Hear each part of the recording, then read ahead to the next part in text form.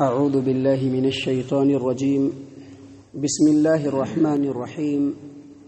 الحمد للہ رب العالمین الرحمن الرحیم مالک یوم الدین ایاک نعبد و ایاک نستعین اہدنا الصراط المستقیم صراط الذین انعمت علیہم غیر المغضوب علیہم ولا الضالین آمین۔ معزز سامعین کرام، سورۃ الفاتحہ قرآن کریم کی عظیم ترین سورت۔ اس سورت کے تعلق سے اس کا تعارف اور اس کا انٹروڈکشن کل کے درس میں ہم نے آپ کے سامنے اللہ تبارک و تعالیٰ کی توفیق اور اس کی اجازت سے پیش کیا تھا۔ معزز سامعین کرام، یہ عظیم ترین سورت جو ہے اس کی بڑی فضیلت بھی ہے، اور اس کی فضیلت کو سننا باعث سعادت بھی ہے، اور ہمارے زندگی کے مختلف گوشے اور مرحلے کے لیے ضروری بھی ہے۔ یہ سورت اتنی عظیم سورت ہے کہ اس کے بڑے فضائل ہیں۔ اس کی سب سے پہلی فضیلت یہ ہے کہ یہ سورت قرآن کریم کی سب سے عظیم ترین سورت ہے۔ قرآن کریم میں اس سے عظیم سورت کوئی بھی نہیں ہے، سب سے عظیم ترین سورت۔ اور اس کی دوسری بڑی فضیلت یہ ہے کہ یہ وہ سورت ہے اور اس سورت کے وہ آیات ہیں جس کو اللہ تبارک و تعالیٰ نے اس انداز میں نازل کیا ہے کہ اس کو بار بار پڑھا جاتا ہے۔ جب بھی نماز پڑھتا ہے، فرض نماز پڑھے، سنت نماز پڑھے، نفل نماز پڑھے، تہجد پڑھے، جنازہ پڑھے، ہر نماز میں امام صاحب ہو، امام صاحب کے پیچھے پڑھنے والے ہوں، اکیلے پڑھنے والے ہوں، مسافر ہوں، مقتدی ہوں، کوئی بھی ہوں، سبھی کو اپنی نماز میں اس سورت کو پڑھنا ہے۔ اور اس سورت کو اکیلے اللہ تبارک و تعالیٰ کے رسول صلی اللہ علیہ وسلم نے القرآن العظیم بھی کہا ہے۔ دیکھیے، اس سورت کے تعلق سے، اس کی فضیلت کے تعلق سے ایک حدیث ہے جس کو امام احمد بن حنبل رحمہ اللہ اپنی مسند کے اندر ابو سعید بن معلی رضی اللہ عنہ سے روایت کرتے ہیں، اور اسی روایت کو امام بخاری رحمہ اللہ اپنی صحیح البخاری کتاب التفسیر باب ما جاء فی فاتحۃ الکتاب کے اندر بھی نقل کرتے ہیں، اور اسی حدیث کو امام ابو داؤد، امام نسائی، امام ابن ماجہ اور دیگر محدثین اپنی کتابوں کے اندر نقل کرتے ہیں کہ ابو سعید بن معلی رضی اللہ عنہ بیان کرتے ہیں کہ ایک مرتبہ میں نماز پڑھ رہا تھا تو نبی اکرم صلی اللہ علیہ وسلم نے مجھ کو پکارا۔ اب میں نماز پڑھ رہا تھا، نماز میں مشغول رہا، نبی صلی اللہ علیہ وسلم کی بات کا جواب نہیں دیا، اور جب نماز کو مکمل کیا تو نبی صلی اللہ علیہ وسلم کی خدمت میں آیا۔ آپ صلی اللہ علیہ وسلم سے پوچھا کہ کیوں بلا رہے تھے؟ کہا کہ ما منعک ان تأتینی، میں نے جب بلایا تو کیوں نہیں آئے؟ تو کہا کہ اللہ کے رسول صلی اللہ علیہ وسلم انی کنت اصلی، میں نماز پڑھ رہا تھا۔ نبی صلی اللہ علیہ وسلم نے کہا کہ تم نے اللہ تبارک و تعالیٰ کا فرمان نہیں سنا ہے، یا ایھا الذین آمنوا استجیبوا للہ وللرسول اذا دعاکم، کہ جب اللہ کے رسول تم کو پکارے تو اللہ تبارک و تعالیٰ کے اور اس کے رسول کی بات کا جواب دو، جب پکارے تو ان کی بات کا جواب دو۔ اس کے بعد نبی اکرم صلی اللہ علیہ وسلم نے کہا لَأُعَلِّمَنَّكَ أَعْظَمَ سُورَةٍ مِّنَ الْقُرْآنِ قَبْلَ أَن تَخْرُجَ مِنَ الْمَسْجِدِ۔ نبی صلی اللہ علیہ وسلم نے فرمایا کہ مسجد سے نکلنے سے پہلے میں تم کو ایک عظیم ترین سورت قرآن کریم کی سکھلاؤں گا، پڑھاؤں گا، بتلاؤں گا۔ اور اس کے بعد کہتے ہیں کہ نبی صلی اللہ علیہ وسلم نے میرے ہاتھ کو پکڑ لیا، اور پھر جب نبی صلی اللہ علیہ وسلم اٹھ کر کے مسجد سے نکلنے لگے تو میں نے کہا کہ اللہ کے رسول صلی اللہ علیہ وسلم، آپ نے ابھی کہا تھا کہ میں قرآن کریم کی ایک عظیم ترین سورت تم کو سکھلاؤں گا، کیا ہوا؟ کہا کہ نعم الحمدللہ ہی السبع المثانی والقرآن العظیم الذی اوتیتہ، وہ جو عظیم ترین سورت ہے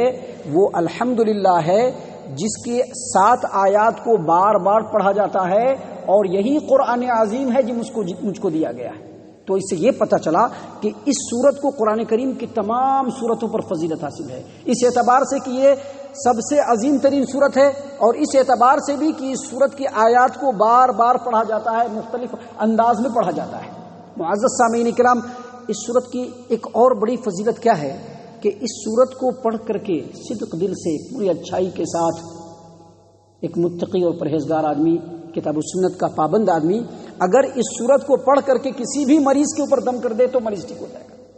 ایون اگر اس کے اوپر جادو ہے تو بھی ٹھیک ہو جائے گا، اگر اس کو زہریلے جانور نے ڈس لیا ہے تو بھی ٹھیک ہو جائے گا۔ اس سلسلے میں نبی اکرم صلی اللہ علیہ وسلم کی حدیث ہے، اور وہ حدیث صحیح البخاری کتاب فضائل القرآن باب فضل فاتحۃ الکتاب، ابو سعید خدری رضی اللہ عنہ کہتے ہیں کہ ہم لوگ ایک سفر میں تھے، ایک جگہ پر ہم لوگوں نے پڑاؤ ڈالا، بازو میں ایک قبیلہ تھا، قبیلے کی بستی تھی، ہم لوگوں نے پڑاؤ ڈالا، کچھ دیر کے بعد ایک لڑکی وہاں سے چلتی ہوئی آئی اور کہا کہ ہمارے قبیلے کو بچھو نے ڈس لیا، ہمارے قبیلے کے سردار کو بچھو نے ڈس لیا ہے اور ہمارے قبیلے میں بھی کوئی بھی مرد آدمی نہیں ہے، سبھی لوگ غائب ہیں، تم میں سے کوئی چل کر کے میرے قبیلے کے سردار کا علاج کر سکتا ہے، اس کو دم وغیرہ کر سکتا ہے۔ اس لڑکی نے جب یہ بات کہی تو ہم میں سے ایک آدمی کھڑا ہو گیا اور اس کے ساتھ ہو لیا، ہم لوگوں کو گمان بھی نہیں تھا کہ اس کو دم کرنا آتا ہے۔ وہ آدمی گیا اس کے ساتھ اور اس سردار کو دم کیا، اور جب دم کیا تو وہ سردار بالکل فریش ہو گیا، بالکل صحت مند ہو گیا۔ اس نے ہم لوگوں کو 30 بکریاں دی اور ہم لوگوں کو دودھ بھی پلایا۔ جب واپس آیا تو ہم نے پوچھا کہ کیا تم دم کرنا جانتے ہو؟ اس نے کہا کہ نہیں، میں دم کرنا تو نہیں جانتا ہوں، لیکن میں نے ام القرآن یعنی سورہ فاتحہ پڑھ کر کے دم کیا اور وہ شفا یاب ہو گیا۔ کہا کہ ہم کوئی بات نہیں کریں گے یہاں تک کہ ہم رسول اللہ صلی اللہ علیہ وسلم کی خدمت میں پہنچیں گے اور یہ بات پوچھیں گے۔ سارے لوگ نبی صلی اللہ علیہ وسلم کی خدمت میں اور پوچھا کہ ایسا ایسا معاملہ ہوا ہے۔ نبی اکرم صلی اللہ علیہ وسلم نے فرمایا کہ وما کان یدریہ انہا رقیہ، اس کو معلوم تھا کہ یہ سورہ فاتحہ جو ہے یہ سورہ دم ہے، کہ جس کو کسی بھی مریض کے اوپر دم کیا جائے تو وہ شفا یاب ہو جائے گا۔ اقسمو، ایک کام کرو، جو 30 بکریاں ملی ہے اس کو لوگوں میں تقسیم کرو، وَاضْرِبُوا لِي بِسَهْمٍ، اور میرا بھی حصہ مقرر کرو۔ معزز سامعین کرام، سے یہ پتہ چلا کہ یہ جو صورت ہے یہ اتنی عظیم ترین صورت ہے کہ آپ اس کو بیمار کے اوپر دم کریں گے تو شفا یابی مل جائے گی۔ سامعین کرام، اس صورت کی فضیلت کو اگر سمجھنا ہے، اس صورت کے مقام و مرتبے کو اگر سمجھنا ہے، یہ جو صورت ہے جس کو اللہ تبارک و تعالیٰ نے پیارے رسول صلی اللہ علیہ وسلم کے ذریعے سے ہم لوگوں کو عطا کیا ہے، اگر اس کے مقام کو سمجھنا ہے تو وہ حدیث سن لیجئے جس کو امام مسلم رحمہ اللہ اپنی صحیح مسلم کتاب و صلاۃ المسافرین باب فضل الفاتحہ و خواتیم سورۃ البقرہ، اور اس کے علاوہ سنن نسائی کے اندر یہ روایت ہے کہ عبداللہ ابن عباس رضی اللہ عنہما بیان کرتے ہیں کہ نبی اکرم صلی اللہ علیہ وسلم کے پاس جبرائیل امین علیہ السلام بیٹھے تھے۔ اچانک آسمان سے کچھ آواز آئی، جبرائیل امین علیہ السلام نے آسمان کی طرف نظر اٹھا کر کے دیکھا اور کہا کہ آج آسمان میں ایک ایسا دروازہ کھولا گیا ہے کہ جس دروازے کو اس سے پہلے کبھی نہیں کھولا گیا۔ اس دروازے سے ایک فرشتے نازل ہوئے اور پیارے رسول صلی اللہ علیہ وسلم کی خدمت میں آئے، اور خدمت میں آنے کے بعد کہا کہ اللہ کے رسول صلی اللہ علیہ وسلم، آپ کو ایسے 2 نور عطا کیے جا رہے ہیں جس 2 نور کو آپ سے پہلے کسی کو بھی عطا نہیں کیا گیا، اور وہ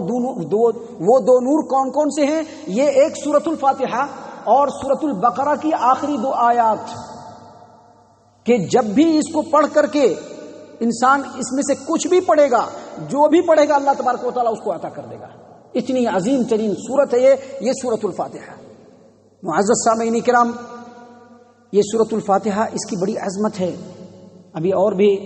اس کے جو ہم پارٹ آپ کے سامنے اللہ تبارک و تعالیٰ کی توفیق سے اس کے بعد بیان کریں گے تو اس میں ہم وہ چیز بتلائیں گے آپ کو کہ یہ جو سورۃ الفاتحہ ہے اس کی بڑی عظمت ہے، اور اس سورۃ الفاتحہ کو اکیلے اللہ تبارک و تعالیٰ نے اس کو الصلاۃ یعنی نماز سے موسوم کیا ہے۔ صحیح مسلم کتاب الصلاۃ باب وجوب الفاتحہ فی کل رکعۃ، ابو ہریرہ رضی اللہ عنہ روایت کرتے ہیں کہ نبی صلی اللہ علیہ وسلم نے فرمایا کہ من صلی صلاۃ لم یقرأ فیہا بأم القرآن فہی خداج ثلاث غیر تمام، یعنی وہ کہتے ہیں کہ نبی صلی اللہ علیہ وسلم نے فرمایا کہ جو آدمی کسی بھی طرح کی کوئی نماز پڑھے، جو آدمی کا مطلب چاہے وہ امام صاحب ہوں، چاہے وہ مقتدی ہوں، چاہے وہ اکیلے نماز پڑھنے والا ہو، چاہے وہ نماز جنازہ پڑھنے والا ہو، چاہے وہ کوئی بھی نماز ہو، جو آدمی کوئی بھی نماز پڑھتا ہے اور نماز کے اندر سورہ فاتحہ نہیں پڑھتا ہے تو اس کی نماز نامکمل ہے۔ 3 مرتبہ کہا، غیر تمام، کمپلیٹ نہیں ہوئی اس کی نماز۔ ابو ہریرہ رضی اللہ عنہ نے جب اس حدیث کو بیان کیا تو پیچھے ایک آدمی سامنے کھڑے تھے، وہ سن رہے تھے اس حدیث کو، انہوں نے کہا کہ اِنَّا نَكُونُ وَرَاءَ الْإِمَامِ، آپ کہتے ہیں کہ ہر آدمی کو سورہ فاتحہ پڑھنا ہے، اب ہم لوگ امام کے پیچھے ہوتے ہیں تو کیا کریں؟ کہا کہ اقرأ بها فی نفسک، اپنے جی میں پڑھ لیا کر، اپنی جی میں پڑھ لیا کر کی تفسیر امام نووی رحمہ اللہ اور دیگر محدثین نے یہ کیا ہے کہ جی میں پڑھنے کا مطلب یہ ہے کہ آواز اتنی نکلے کہ انسان خود سنے،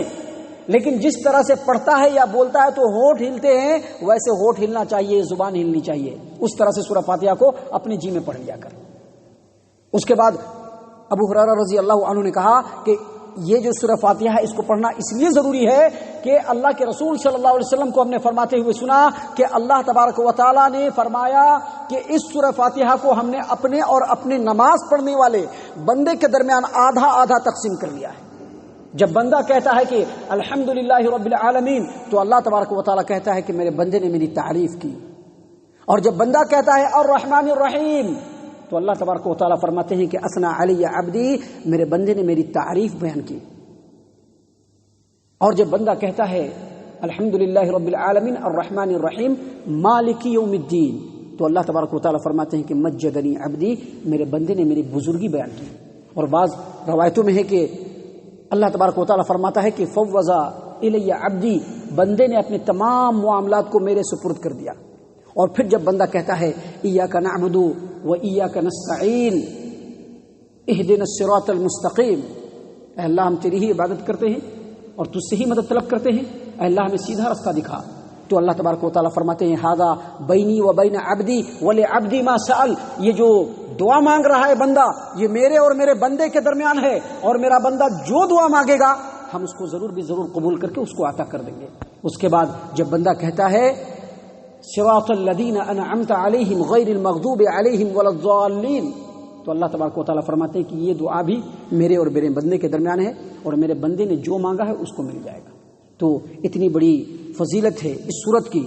اللہ تبارک و تعالیٰ سے ہم دعا کرتے ہیں کہ اللہ تبارک و تعالیٰ اس سورت کو ہمیں پڑھنے، اس کو سمجھنے، اس پر غور و فکر کرنے کی توفیق عنایت فرمائے، اور اس کے مطابق عمل کرنے کی بھی توفیق عنایت فرمائے۔ انشاءاللہ اس سورت کے تعلق سے اور بھی بہت ساری باتیں ہیں جو انشاءاللہ اللہ تبارک و تعالیٰ کی توفیق اور اجازت سے اس کے بعد کے درس میں ہم آپ کے سامنے پیش کریں گے۔ اللہ تبارک و تعالیٰ ہم تمام کو ان تمام باتوں کے اوپر غور و فکر اور تدبر کرنے کی توفیق عنایت فرمائے۔ ہم تمام کو ہمارا رب صحیح معنوں میں مومن اور مسلمان بنائے۔ اللہ تبارک و تعالیٰ ہم تمام کو جنت الفردوس میں جگہ عطا فرمائے۔ اے اللہ ہم تمام کو جہنم سے پناہ دے، اے رب العالمین ہم تمام کو جہنم سے پناہ دے، اے مالک الملک ہم تمام کو جہنم سے پناہ دے، آمین یا رب العالمین۔ وما علینا الا البلاغ المبین۔